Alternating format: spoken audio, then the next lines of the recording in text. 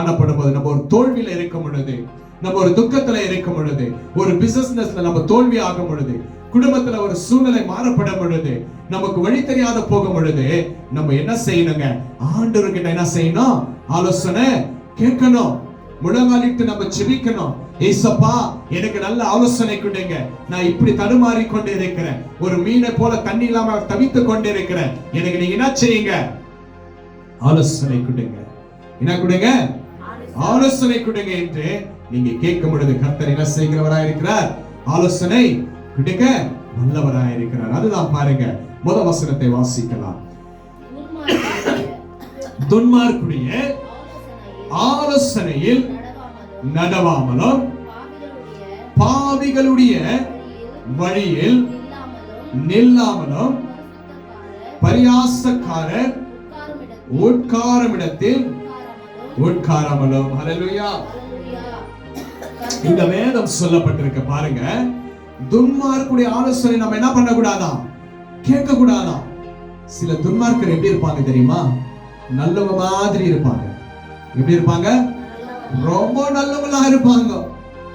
ஐயா நண்பா, இப்படி என்ன பண்ணுவாங்க? ரொம்ப நல்லவங்களா காணப்படுவாங்க. ஆனா அவங்க நல்லவங்க மாதிரி காணப்படும் பொழுது அவங்களுடைய ஆலோசனை நம்ம என்ன பண்ணுவோம்? ஏற்றுக்குவோம். ஏன்? அவங்க எப்படியா இருக்கிறாங்க? வெள்ளைக்கு அடைக்கப்பட்ட கல்லறை போல காணப்படுவாங்க. கல்லறை எப்படி இருக்குங்க? டைல்ஸ் போட்டு வெள்ளையா பாலிஷ் அடிச்சு நல்லா இருக்கும். ஆனா அது தோண்டினா என்ன இருக்குங்க? நாத்தம், புழுகு. அது இருக்க முடியுமா? இருக்க முடியுங்களாமா? இருக்கிறவங்க ஒரு ஆமென் சொல்லுங்க. Very good. இல்லாதவங்க ஒரு ஆமென் சொல்லுங்க.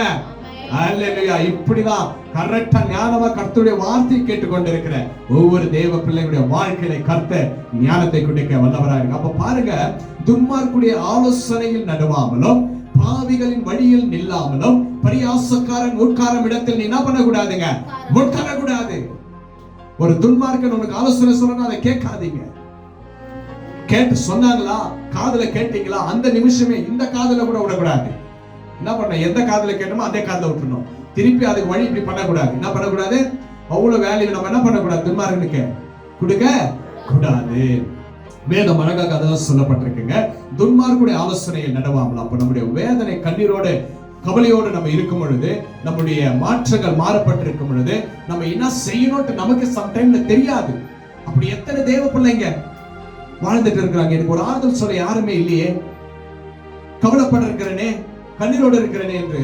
அப்போ முழங்காலிட்டு நம்ம ஜெபிக்கும் பொழுது கர்த்தர் நமக்கு என்ன செய்கிறவராக இருக்கிறாருங்க? ஆலோசனை. அதுதான் வேதம் சொல்லப்பட்டிருக்கிறது. நீதிமானுடைய வழி என்ன பண்ணியிருக்கிறாரா? அறிந்திருக்கிறாரு. ஆண்டவராக நம்ம நீதிமான்களை கற்றுக் கொடுக்கிறாருங்க. துன்மார்க்குடைய ஆலோசனையில் நடவாமல் பாவிகளின் வழியில் நில்லாமல் பரியாசம் கேலி செய்கிற இடத்துல நம்ம என்ன பண்ணக்கூடாதுங்க? உட்கார கூடாது.